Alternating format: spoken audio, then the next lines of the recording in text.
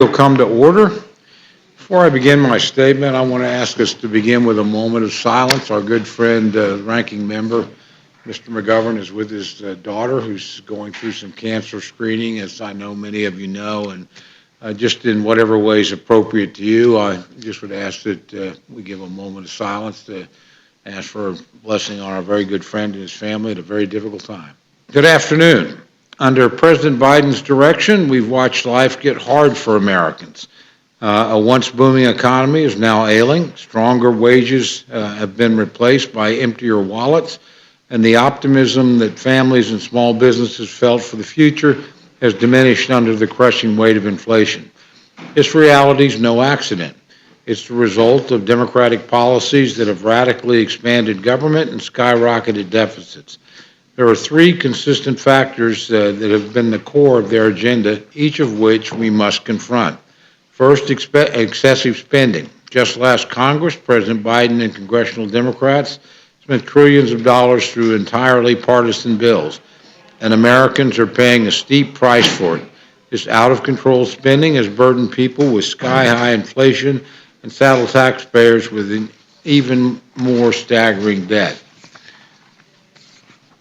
Second, a relentless expansion of government power at the expense of everyday Americans. Last year's grossly misnamed Inflation Reduction Act included tens of billions of dollars for the IRS to create a new army of tax agents empowered to harass and intrude upon the lives of hardworking families, and thorough abuse of the regulatory process. President Biden's administration has issued countless excessive rules and regulatory actions that insert the heavy hand of government into places where it does not belong. From the Securities and Exchange Commission's climate disclosure rule to prohibitions against gas stoves, this White House is trying to intrude itself into directing every aspect of the American way of life. House Republicans have committed to changing this state of affairs. Today's measure, H.R. 4664, the Financial Services and General Government Appropriations Act for the fiscal year 2024, takes steps to change our trajectory and ensure that we have a government that works for the American people. H.R. 4664 is a fiscally responsible measure. It cuts spending by 20% from the previous fiscal year and rejects billions of dollars in requests from the White House. The bill right-sizes federal agencies and eliminates spending and bureaucracy. It rescinds $14 billion obligated to supercharge the IRS and repurposes it toward priorities that support Americans. Dearest friends, this is major news for all Social Security recipients. There is a brand new cutoff for earnings, and this change will affect millions of Americans' retirement income.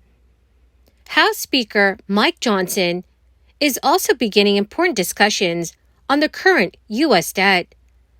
Many are pushing for more funding for Medicare and Social Security. My dear friends, please do me a big favor and watch until the end of this video for all of the details.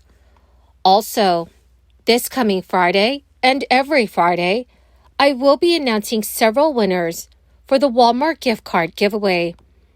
If you would like to enter the weekly giveaway, friends, all you have to do is click and like several of my videos and then comment below the keyword of each video that you watch. The more videos that you watch and then comment on, friends, the greater your chances of winning these giveaways. Just because you collect Social Security benefits does not mean you have to stop working. In fact, plenty of Social Security recipients still earn income from work, but for many, their benefits are reduced depending on their age and how much they earn. According to Go Banking Rates, the SSA considers you retired when you start receiving retirement benefits. If you are younger than full retirement age and earn more than the SSA's yearly earnings limit, your benefits may be reduced. The full retirement age is either 66 or 67 years old, depending on if you were born before or after 1960. The SSA occasionally puts in new earning test limits regarding work income. For 2024, you will be able to earn up $22,320 without any benefits being withheld.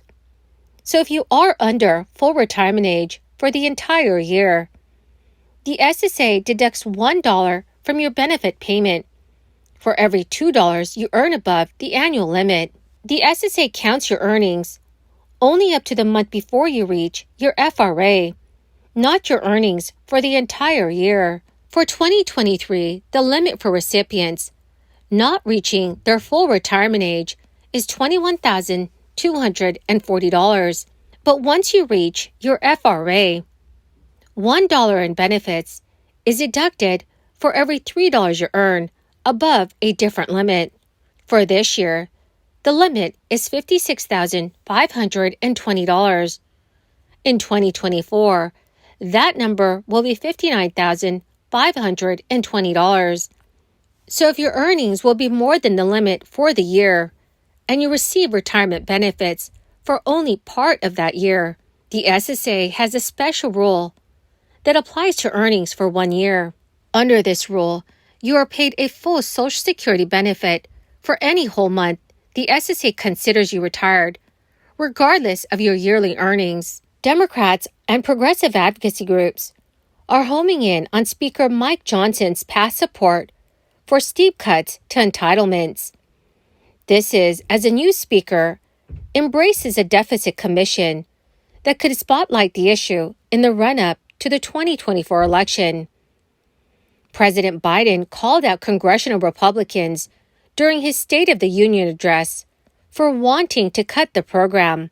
While budget experts say Medicare, Medicaid, and Social Security are unsustainable in their current form, most Republicans do acknowledge the political risk of wanting to shrink the benefits, but are also opposed to tax increases to bolster the programs. Mike Johnson's fervent support for trillions of dollars in cuts during his time as chairman of the Republican Study Committee could be a blueprint for GOP budgets if the party wins control of the government. Speaker Johnson promised to establish a bipartisan debt commission immediately and indicated at a press conference this past week that he was close to naming members. The idea for a 16-member debt commission that would examine Social Security and Medicare solvency was initially floated by former Speaker Kevin McCarthy as part of debt limit negotiations. Entitlement programs have long been a political third rail, but some in the GOP wanted to use the debt ceiling negotiations to extract promises to reduce the entitlement spending. Medicare, Medicaid, and Social Security currently make up nearly half of the entire federal budget, with a total annual price tag of $2.7 trillion. The Commission's recommendations would receive priority consideration by Congress, but they would be scheduled for a final vote during the lame duck session immediately after the 2024 election, putting maximum distance between representatives and voters. Well, my magnificent and most marvelous friends, that is the end of my daily stimulus update video for today. Thank you, dear friends, for being part of this community. To say thank you and to show my appreciation, every Friday I will be announcing several winners for the Walmart gift card giveaway. If you would like to enter these weekly giveaway, friends, please click and like several of my videos and then comment below the keyword of each video that you watch. The more videos that you comment on, friends, the greater your chances of winning the giveaways. Thank you and have a wonderful and very blessed week.